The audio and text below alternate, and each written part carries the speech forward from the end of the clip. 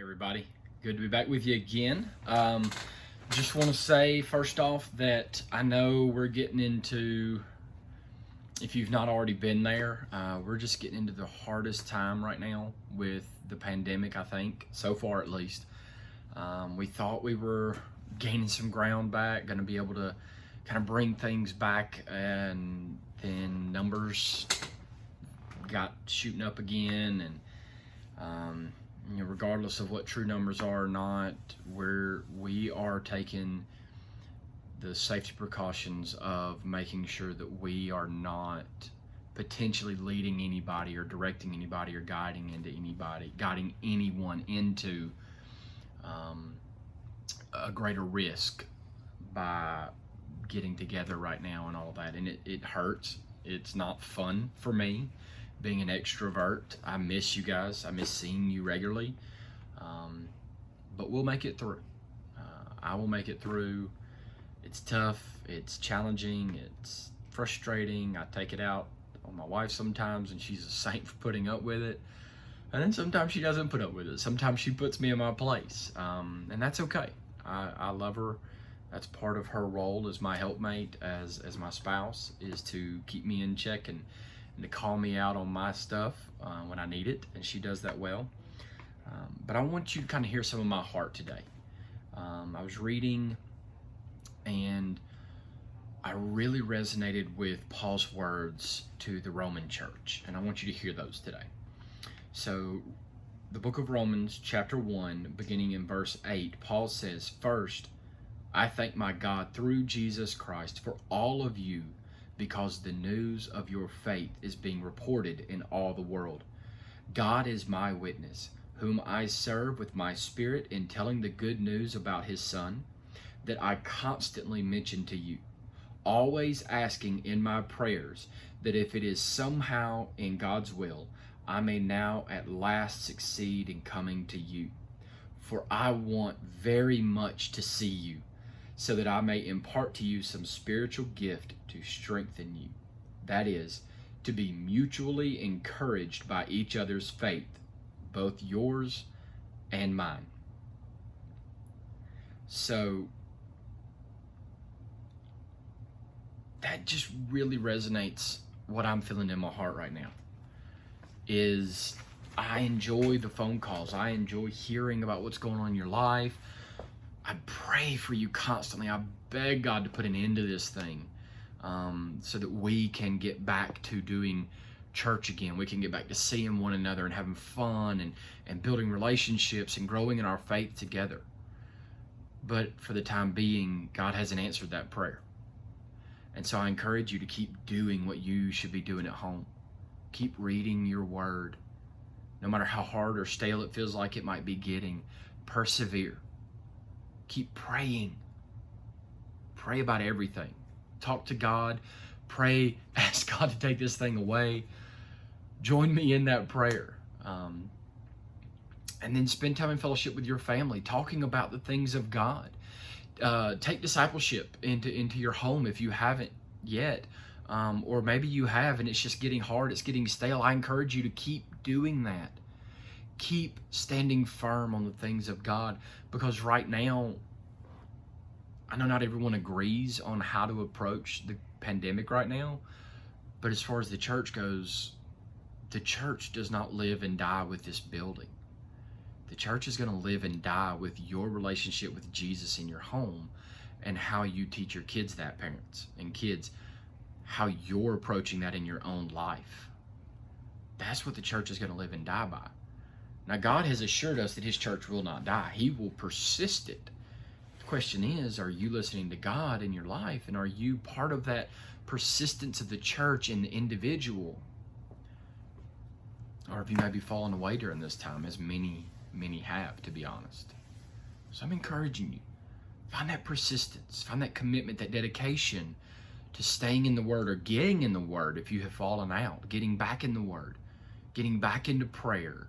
And make it a point to talk about it as a family, so that you can be in fellowship with one another until we can really get back into the swing of things at church.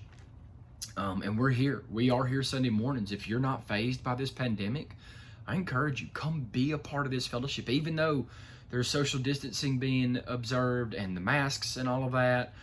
It's still good to be back in the presence of people, and conversations are happening each and every Sunday that we're here doing this stuff. So I encourage you, if you're not afraid of this pandemic and you're on that side of the pendulum, not that we're all afraid of it, but if you're on the side of the pendulum that it doesn't bother you to come and be in public and in church, then come be a part of that. Take what we're able to offer right now, make the best of it, but also take advantage of the opportunity you have in your home. But now the next part, this really resonated with me because recently we were hoping to be able to go to a retreat. And not everyone was able to go, and I understand that, but it was just going to be so good to be able to get away and go to a retreat and be with one another and be focused on God. And we had to kind of push pause on that. And we're going to figure it out. We're going to figure out how to pull it off later, but we had to pause it for the time being and not go. And Paul says in verse 13, "Now I don't want you to be unaware, brothers and sisters, that I often planned to come to you, but was prevented until now, in order that I might have a fruitful ministry among you, just as I have had among the rest of the Gentiles." That resonated with me because I've made plans. I've had hopes. I've had expectations. And then things changed. And I had to make tough choices. And I had to scrap some things. I've had to push pause on some things. But that doesn't temper the desire that I have to be with you. That doesn't take away the want that I have in my heart to minister to you and even with you to those around us. Specifically, he says that I often plan to come to you in order that I might have a fruitful ministry among you. I've made all these plans in the hopes that it would minister to you, and it would reconnect with you, and it would be fruitful in your life. But alas, just hasn't worked out yet. So this is what I have to work with right now. I hope this is fruitful and this is beneficial for you. I hope it's an encouragement to you. And I'm going to take a step further and I'm going to ask you, let me know what you're struggling with right now so that maybe I can address it a little more directly in this video. And that can be a direct ministry to you. That can touch you on a personal level.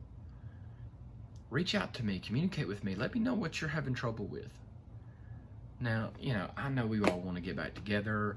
I know some of you probably don't think it's time. I'm not asking what your opinions are. I'm just wanting to know, what are you really dealing with? How can I minister to you through the means that we have available right now? Either picking up the phone, talking to you, or maybe doing a lesson through this video recording that touches you and your family where you are in this struggle. Or maybe it's something else. I don't know, but I'm open to do anything because I'm realizing that I've got to get more creative, I guess, in the way I'm doing ministry. Gone is the time of just getting by, and now is the time of figuring out, how do we make this fruitful? And that is my heart's desire, and I hope you'll help me in that. Help me know how to make this fruitful for you.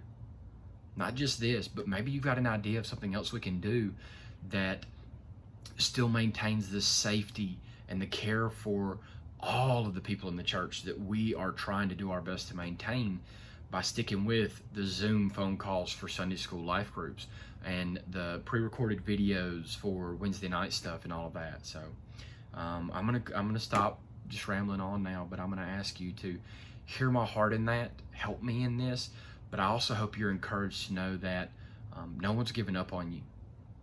I know it's tough right now, and being isolated at times and being away from people is really hard. It's tough on me.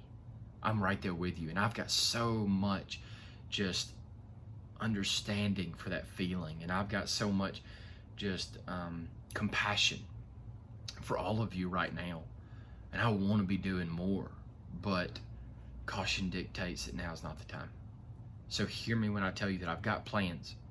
I'm ready to do some things, but we're just not there yet. Hopefully in a couple weeks, week or two maybe, we can do something. I've got something really cool that I hope we can do that maybe will fill a gap between the two. So be in prayer for me and be in prayer for yourselves. But like Paul said, know that we as a staff, we're thinking about you, we're caring for you, we're praying for you, and we can't wait to get back with you. But until that time comes, we need your help. We need you to give us feedback. We also need you to take up the mantle of Christ in your own home and in your own life. Be in the Word of God, be in prayer, and be in fellowship in your home about the things of God. Talk about the things of God. Read Scripture together. Do all of that stuff because it will help you. And it will help us all come back stronger when the time comes. I love you all. I can't wait till I can actually be with you again in person, and we can have some fun, and we can play some goofy games, and we can laugh at one another, and then we can learn about God together. But until that day comes, my heart is broken for you. My heart is broken for the situation that we're in. And I am praying hard for all of you. I hope you're doing the same for me. God bless.